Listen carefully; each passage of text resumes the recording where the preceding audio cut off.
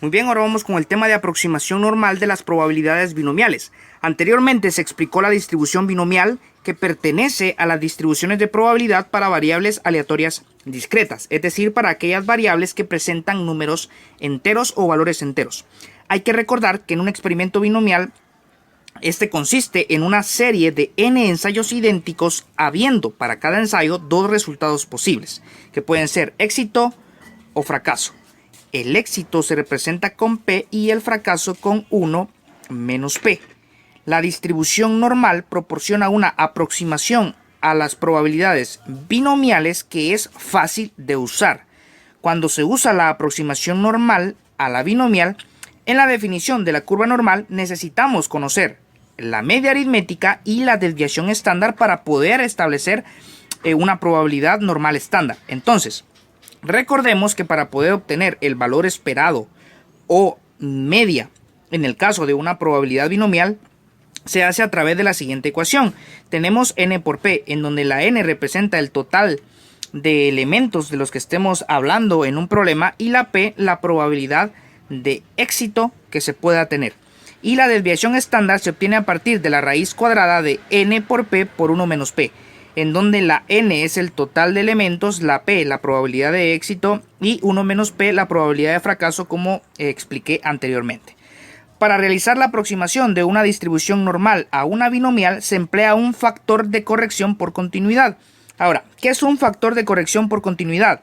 El factor de corrección por continuidad equivale a 0.5 y este valor se resta y suma a un determinado número o valor o variable x para el cual se quiere saber la probabilidad. Por ejemplo, si se quiere saber la probabilidad para un 10, este 10 es una variable discreta porque es un valor entero, pero como lo queremos trasladar a una probabilidad normal estándar y esta pertenece a las variables aleatorias continuas, entonces aquí no tenemos un intervalo, y recordemos que en las continuas necesitamos tener un intervalo.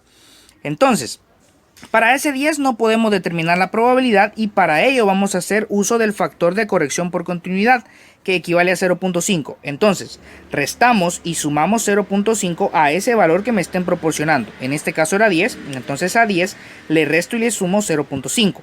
Para poder obtener dos valores que van a representar a la variable x, que en este caso serían 9.5 y 10.5.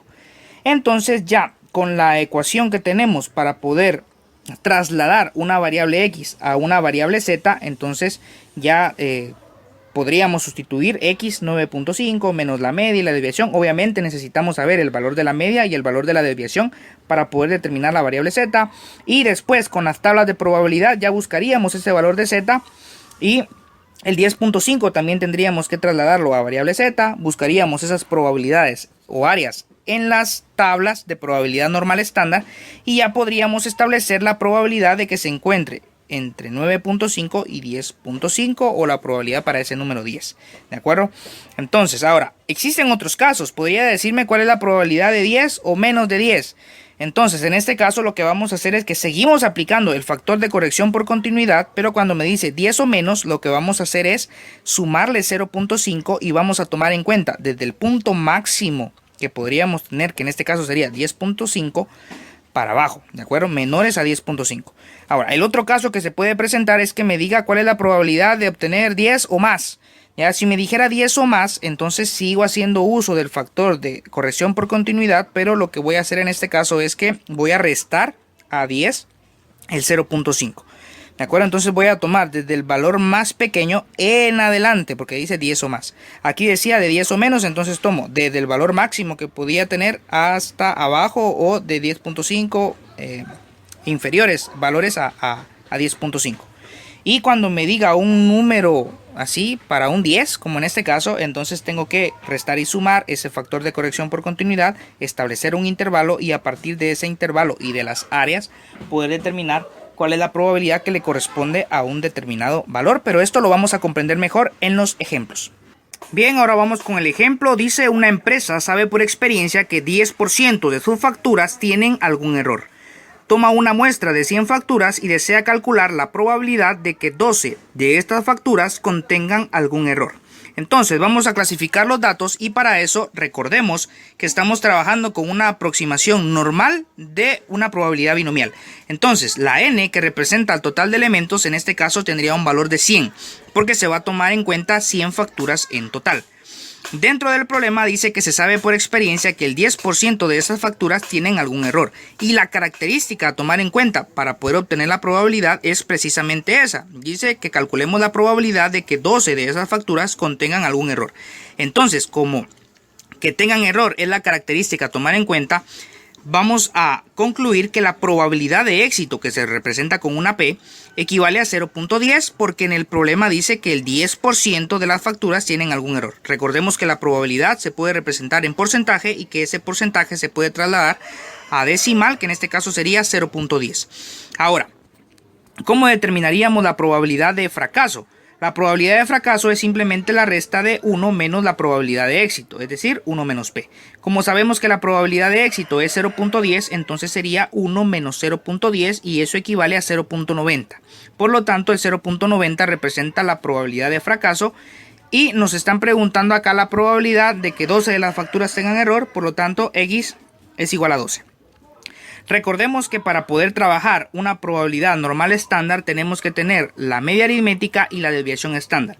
Y que la media aritmética en un problema que tiene que ver con probabilidad binomial se calcula a partir de n por p. Entonces, en este caso la n valdría 100, la probabilidad de éxito es 0.10 y 100 por 0.10 nos da un valor de 10. Entonces la media o el valor esperado, como también se le llama, equivale a 10 en este caso. La desviación estándar se obtiene a partir de la raíz cuadrada de n por p por 1 menos p. La n en este caso vale 100, la probabilidad de éxito es 0.10 y la probabilidad de fracaso equivale a 0.90. Si hacemos esa operación, 100 por 0.10 por 0.90 y extraemos raíz, el resultado para la desviación estándar es de 3. Lo vamos a realizar, sería 100 multiplicado por 0.10 multiplicado por 0.90. Se presiona igual, se extrae raíz de 9 y en este caso da 3. Entonces 3 es la desviación estándar. Teniendo la media y la desviación estándar se pueden ya realizar las conversiones para poder convertir las variables que nos den a una variable z. Entonces vamos a apoyarnos de esta ecuación. Para la variable z es x menos la media dividido la desviación. En este caso la variable x es igual a 12, pero como vamos a trabajar con probabilidad normal estándar y en este caso necesitamos tener intervalos, entonces no se puede calcular específicamente para ese 12. Por lo tanto vamos a hacer uso del factor de corrección por continuidad, que equivale a 0.5. Entonces a ese 12 le vamos a restar 0.5, nos queda 11.5 y también le vamos a sumar 0.5, nos quedaría 12.5. Entonces lo que vamos a hacer es que tanto el 11.5 como el 12.5 que tenemos ahora y que van a representar a la variable x, los vamos a convertir a variable z. Entonces, tomamos el 11.5, lo convertimos a variable z, tomamos el 12.5 y lo convertimos a variable z también. Aquí sería z es igual a 12.5 menos la media que es 10 dividido la desviación estándar que es 3 y en este caso obtendríamos un resultado de 0.83. Y convertimos también ese 11.5 a variable z, que en este caso sería 11.5 menos 10 dividido 3 y eso nos da como resultado 0.5. Ahora, ¿qué tendríamos que hacer ya teniendo esos valores de z? Bueno, en este caso lo que tendríamos que hacer es buscar el área para esos valores de z en nuestra tabla de probabilidades. Entonces, en nuestra tabla para poder buscar probabilidades tendríamos que buscar el 0.83 y el 0.5. Si buscamos para el 0.83, que lo podemos tener acá, 0.83 equivale a 0.7967, que es lo que está anotado en esta parte de acá, es el área a la izquierda de este valor, y buscamos el área a la izquierda del 0.5, que si buscamos acá en la tabla para el 0.5 equivale a 0.6915. Por lo tanto, anotamos esos valores y para poder establecer el área que queda entre esos dos, al número mayor le restamos el número menor, o al área mayor le restamos el área menor, que sería 0.7967 menos 0.6915, y al realizar esa resta nos queda un resultado de 0.1052. ¿De acuerdo? Eso en el caso de que nos pidieran la probabilidad para un valor específico. Ahora, dice, suponga que quiere calcular la probabilidad de 13 o menos facturas con errores. Entonces en este caso ya me están estableciendo acá de 13 o menos facturas. 13 o menos, ¿qué es lo que vamos a hacer? Que a ese 13 le vamos a sumar el factor de corrección por continuidad, que es 0.5. 13 más 0.5 equivale a 13.5 y este va a ser el valor de X que vamos a tomar en cuenta. ¿De acuerdo? Entonces será desde el punto máximo hacia atrás, o los valores inferiores a 13.5. Por lo tanto, lo convertimos a variable z, sería 13.5 menos la media, que sigue siendo 10, dividido la desviación, que es 3, y nos queda 1.17. Y teniendo el valor de z, que es de 1.17, tendríamos que buscar el área para ese 1.17. En nuestra tabla buscamos 1.17, que equivale en este caso a 0.8790, que es lo que tenemos anotado acá. Y esa sería la respuesta, porque dice de 13 o menos. Y recordemos que la tabla de probabilidades nos da áreas a la izquierda de esos valores. Entonces esta sería la probabilidad de 13 o menos facturas con errores.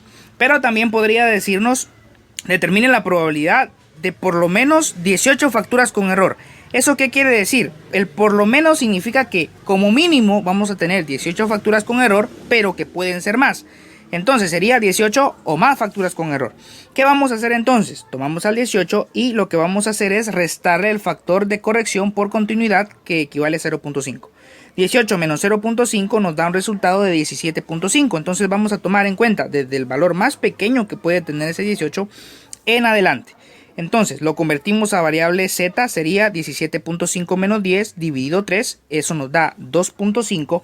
Y teniendo ya el valor de z que representa ese 17.5, vamos a nuestra tabla y buscamos el área, buscamos el 2.5, sería 0.9938 y allí sería el área. Pero esta área, recordemos que es el área a la izquierda del 2.5, que es el que representa a este 17.5.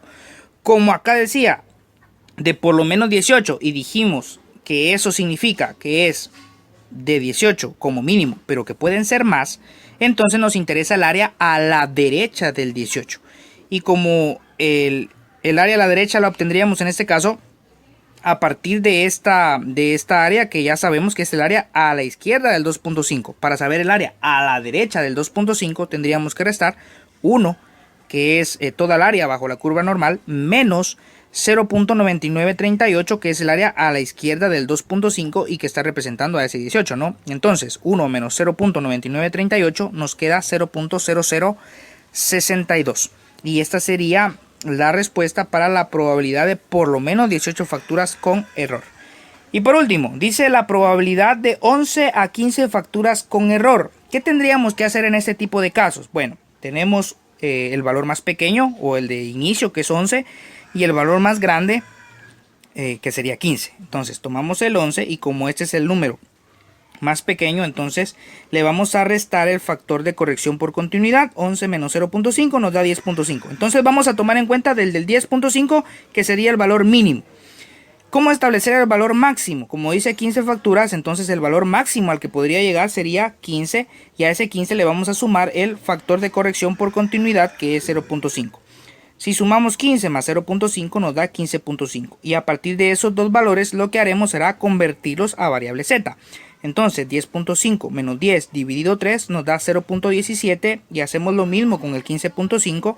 15.5 menos 10 dividido 3 nos da 1.83, y tendríamos que buscar las áreas de esos valores en nuestra tablita. Entonces vamos y buscamos para el 0.17, 0.1 acá, 0.17 sería 0.5675, que es lo que está anotado acá, y buscamos el área para el 1.83. Entonces vamos a nuestra tabla, buscamos el 1.83, que en este caso equivale a 0.9664, y que es lo que está anotado en esta parte de acá.